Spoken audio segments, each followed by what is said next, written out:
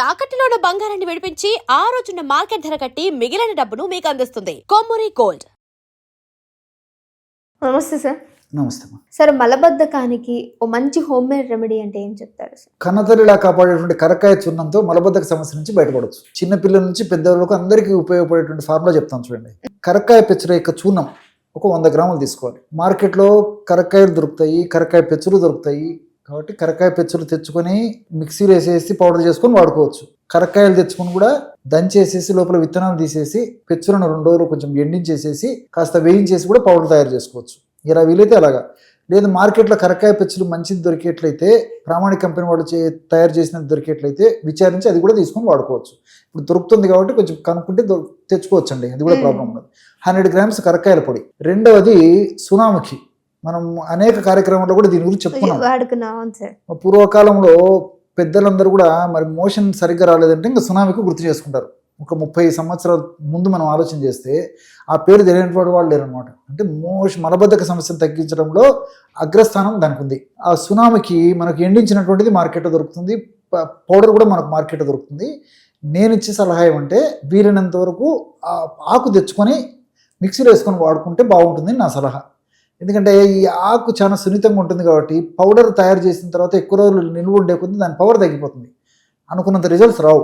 కాబట్టి మనమే ఫ్రెష్గా పౌడర్ తయారు చేసుకుని కలుపుకుంటే మంచిది. అలాంటి దొరికేట్లయితే తెచ్చుకోవచ్చు. 25 గ్రామ్స్ మాత్రమే కలపాలి సునామికి పొడి.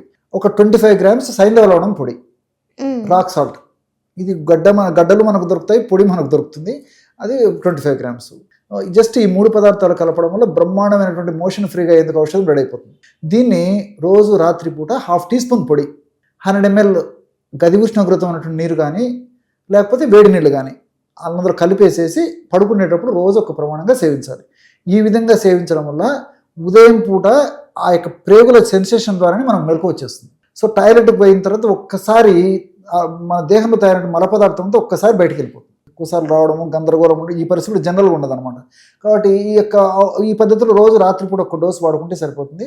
ఒకవేళ 1/2 టీ స్పూన్ ఇగ్గిన కంట్రోల్, ఒకవేళ మోషన్ అనుకున్నంత కాకపోతే కాస్త డోస్ పెంచవచ్చు. 1/2 టీ స్పూన్తోనే కొంతమందికి 2 సార్లు 3 సార్లు మోషన్స్ అయ్యే టెండెన్సీ ఉంటుంది.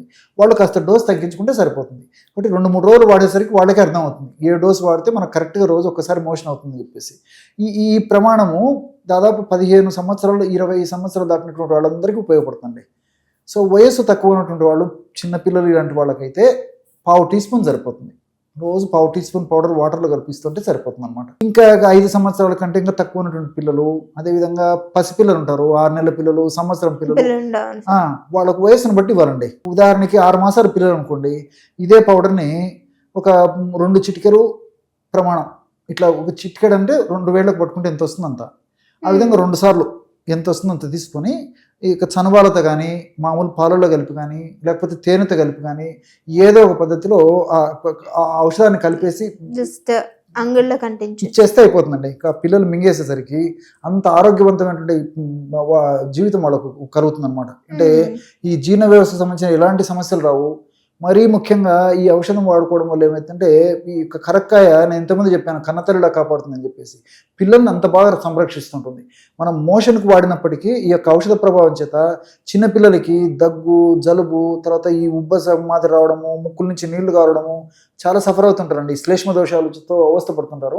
ఈ యొక్క సమస్యలు రాకుండా ఉండేందుకు కూడా ఈ యొక్క ఔషధం ఉపయోగపడుతుంది, మోషన్ ఫ్రీగా ఎందుకే కాకుండా. అంతేకాకుండా చిన్నపిల్లలు చెప్పలేరు, కడుపు నొప్పి కానీ, కడుపులో సంకటం ఉండడం కానీ, వికారం ఉండడం కానీ, వాంతి వచ్చినట్టు ఉండడం కానీ, ఆకలికి కాకపోవడం కానీ, ఇలాంటివి ఏమి చెప్పలేరు వాళ్ళు పిల్లలు. సో ఈ యొక్క ఔషధాన్ని వాడుకోవడం వల్ల మరి ఆ సమస్యలన్నీ తగ్గిపోతాయి.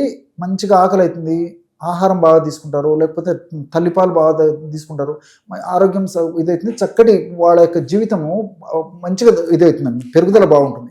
కాబట్టి పిల్లలు ఈ విధంగా వాడుకోవాలి. మరి 2 సంవత్సరాలు 3 సంవత్సరాలు ఇట్లా వయసు పెరిగే కొద్దీ కాస్త డోస్ పెంచి వాడితే సరిపోతుందండి. అందరూ వాడుకోవచ్చు. ఓకే సార్, ఇప్పుడు ఇంట్లో తయారు చేసుకోలేని వాళ్ళకి బయట ఏమైనా మంచి దివ్య ఔషధం దొరికే అవకాశం ఉందంటారా? ఉన్నాయండి, చాలా ఉన్నాయి. ఔషధం కూడా చెప్తాను చూడండి. ద్రాక్ష పండుతో తయారు చేస్తారు. ద్రాక్ష పళ్ళు కూడా పిరేవుల చలనశక్తిని పెంచేసి మోషన్ బాగా ఫ్రీగా విరేచనాన్ని కలుగజేసేటువంటి ఔషధ గుణాలు ఉన్నాయి దానికి. ద్రాక్షారిష్ట అనేటువంటి ఔషధం. సో ఈ ద్రాక్షారిష్ట అనేటువంటి ఔషధాన్ని రాత్రిపూట పడుకునేటప్పుడు 10 ml లేదా మ్యాక్సిమం 15 ml వరకు వాడుకోవచ్చు. 10 ml ఆర్ 15 ml లిక్విడ్, అదేవిధంగా అందులో 10 ml ఆర్ 15 ml వాటర్, అచ్చా. చన్నీళ్ళు కాకుండా మామూలు నీళ్ళు కలిపేసేసి ద్రాక్షారిష్ట అనేటువంటి ఔషధాన్ని రోజు రాత్రిపూట తీసుకోవడం వల్ల కూడా మోషన్ ఫ్రీగా అవుతుంది. కొంతమందికి మరి ఆ పద్ధతిలో వాడుకుంటే కూడా మరి ప్రాబ్లం ఎక్కువ ఉన్నటువంటి వాళ్ళలో మోషన్ అవ్వదు.